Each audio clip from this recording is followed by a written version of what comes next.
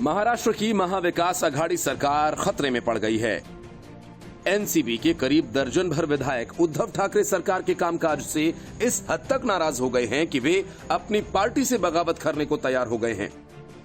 माना जा रहा है कि अगले कुछ दिनों में महाराष्ट्र में वही सब होगा जो पहले मध्य प्रदेश में हो चुका है और फिर राजस्थान में हो रहा है। असल में तीन पार्टियों के बेमेल गठबंधन में पहले दिन से ही खटराग शुरू हो चुका था। कभी कांग्रेस तो कभी एनसीपी के नेता उद्धव ठाकरे के खिलाफ बयान देने लगे थे।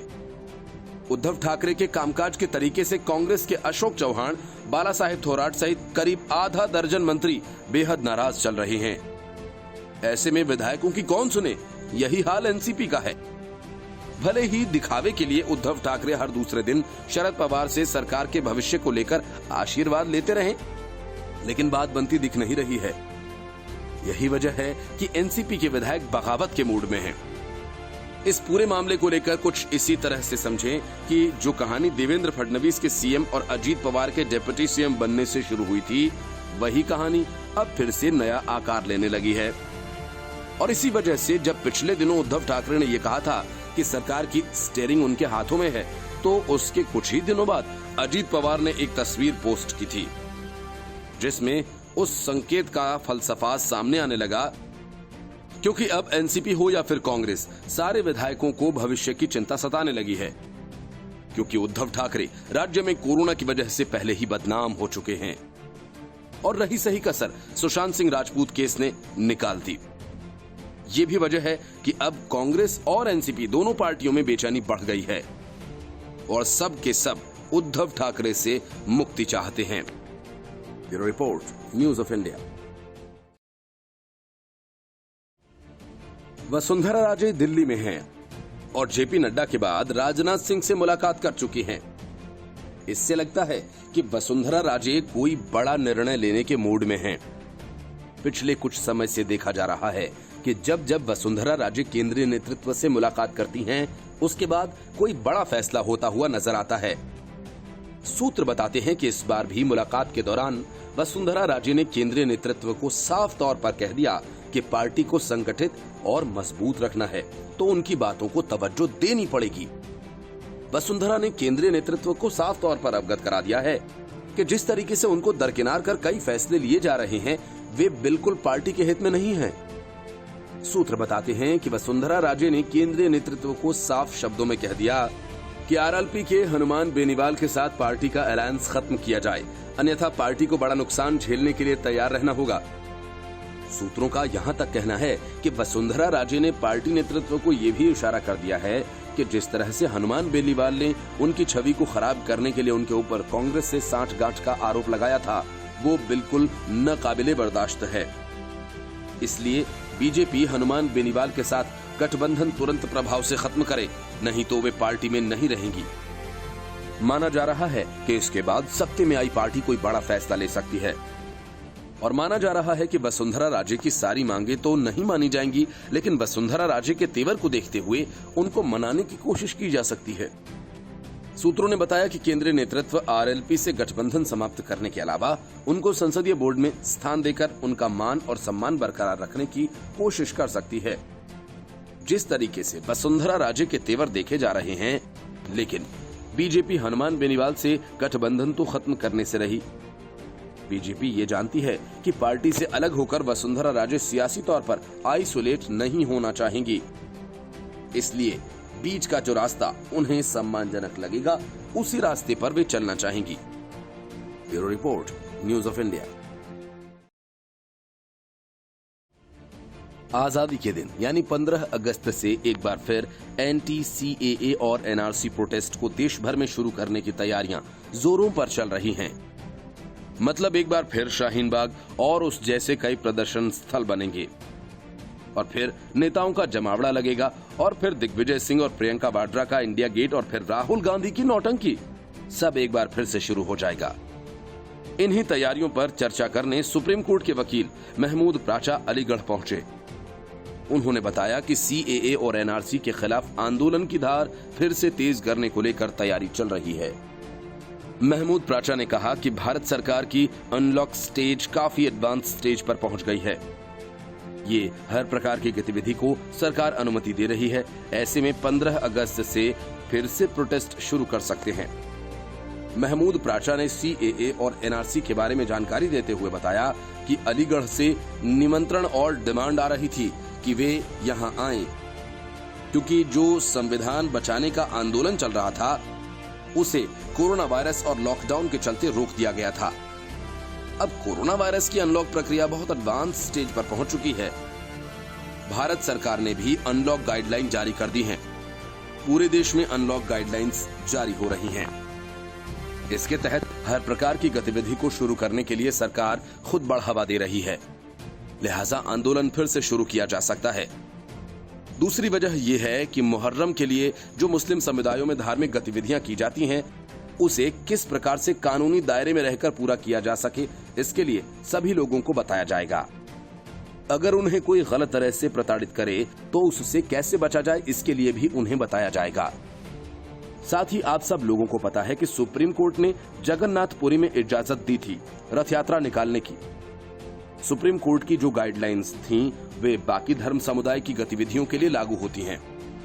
और 15 अगस्त यानी स्वतंत्रता दिवस के आसपास एक बार फिर संविधान बचाओ आंदोलन शुरू होगा। Bureau report, news of India. Sushant Singh Rajput मामले में आदित्य ठाकरे का नाम क्या उछला? शिवसेना का सारा गणित ही उलझ गया। आदित्य ठाकरे का नाम सामने आने से शिवसेना में हड़बड़ी और घबराहट दोनों दिख रही है।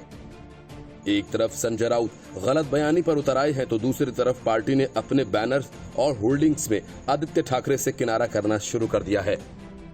अब तक शिवसेना के सभी पोस्टर्स और होर्डिंग्स में बाल ठाकरे और उद्धव ठाकरे के साथ आदित्य ठाकरे की प्रमुखता से तस्वीर लगाई जाती रही है।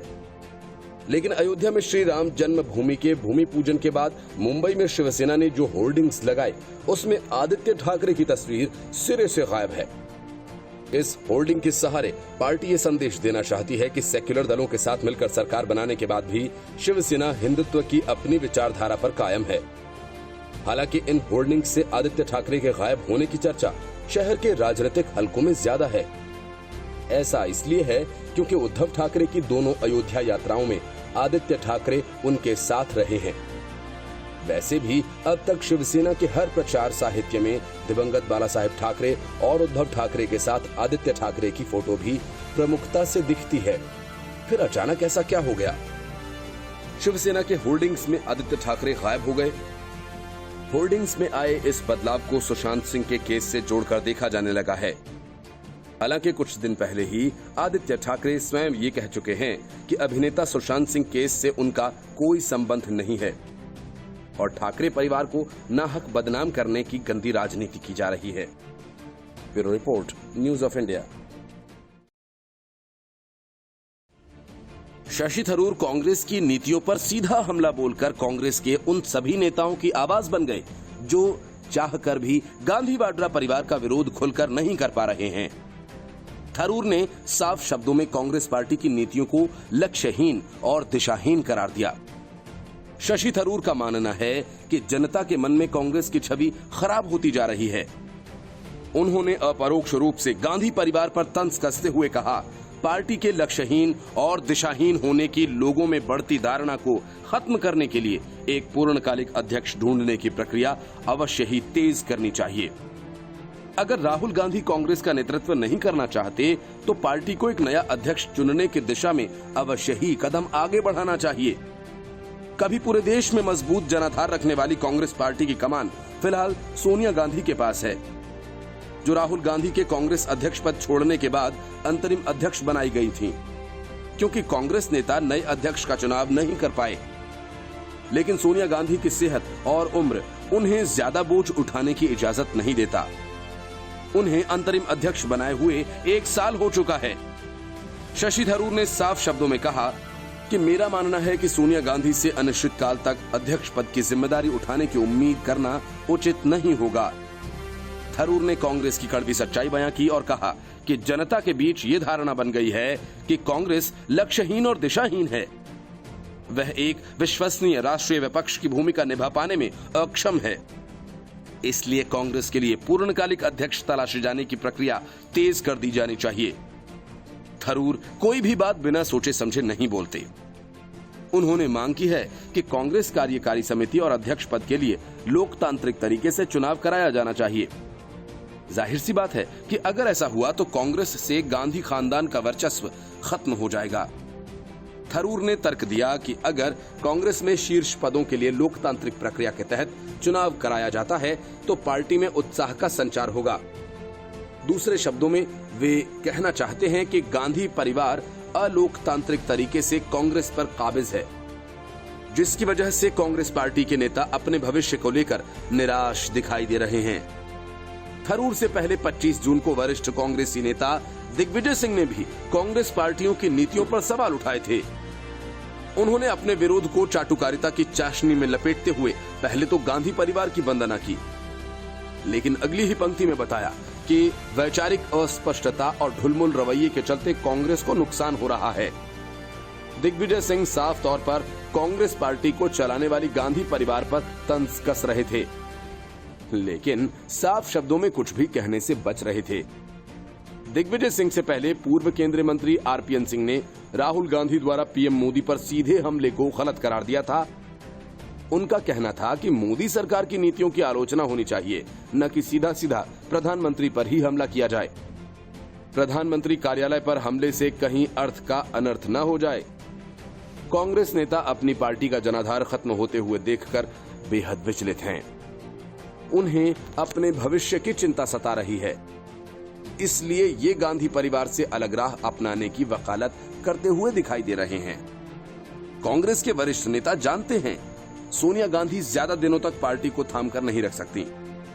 राहुल गांधी के नेतृत्व पर उन्हें आशंका है और प्रियंका वाड्रा को वो अभी परिपक्व नहीं मानते, जिनके आने की आहट मात्र से सिंधिया जैसे बड़ नेता पार्टी छोड़ चुके हैं और सचिन पायलट जैसे युवा नेता बगावत पर उतर आए हैं।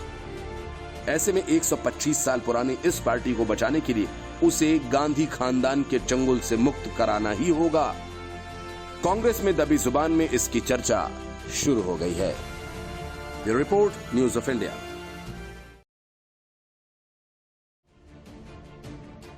कोरोना और फिर सुशांत सिंह राजपूत मामला, दोनों ने उद्धव ठाकरे की छवि का बंटाधार कर दिया।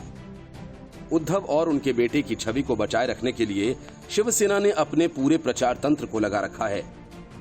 शिवसेना का सबसे बड़ा तंत्र सामना है और दूसरा संजय राउत। बावजूद इसके उद्धव की बिगड़ी छवि सुधरने की जगह और भी बिगड़ती जा रही है। इससे बचने के लिए उद्धव सरकार ने मीडिया को निशाने पर लेना शुरू कर दिया। कुछ मीडिया कर्मियों पर मुकदमे तो किए ही, कुछ को गिरफ्तार भी किया, लेकिन रिपब्लिक टीवी के अर्नब गोस्वामी पर उद्धव एंड कंपनी का कोई दबाव काम नहीं कर रहा। सुशांत सिंह राजपूत केस में न्यूज चैनल रिपब्लिक टीवी के कवरेज को लेकर शिवसेना ने सवाल उठाए, तो शिवसेना ने अर्नब गोस्वामी के रिपब्लिक टीवी की कवरेज के पीछे बीजेपी का हाथ बताते हुए इसे स्टंट करार दिया। शिवसेना के मुखपत्र सामना के संपादक संजय राउत ने दावा किया कि एनसीपी सुप्रीमो शरद पवार ने रिपब्लिक मीडिया नेटवर्क के हेड अर्नब गोस्वामी द्वारा सवाल उठाए जाने के बाद मुख्यमंत्री को फोन किया था। संजय राउत ने सामना में लिखा, शरद पवार ने महाराष्ट्र सीएम उद्धव ठाकरे को फोन कर अर्नब गोस्वामी की शिकायत करते हुए कहा कि राज्य के सीएम के खिलाफ अपमानजनक भाषा का इस्तेमाल करने से अच्छा संदेश नहीं जाएगा। इसके साथ ही राउत ने आरोप लगाया कि सुशांत के मामले में टीवी कवरेज के पीछे का मकसद उद्धव ठाकरे सरकार को बदनाम करना है। इस मामले में बिहार के डीजीपी गुप्तेश्वर पांडे के रिपब्लिक टीवी को दिए गए इंटरव्यू में भी शिवसेना ने सवाल उठाए हैं। शिवसेना ने कहा कि बिहार के डीजीपी गुप्तेश्वर पांडे का इंटरव्यू पुलिस बल के अनुशासन का उल्लंघन है और मुंबई पुलिस की प्रतिष्ठा को खराब करने के लिए किया गया है। Bureau report, news of India.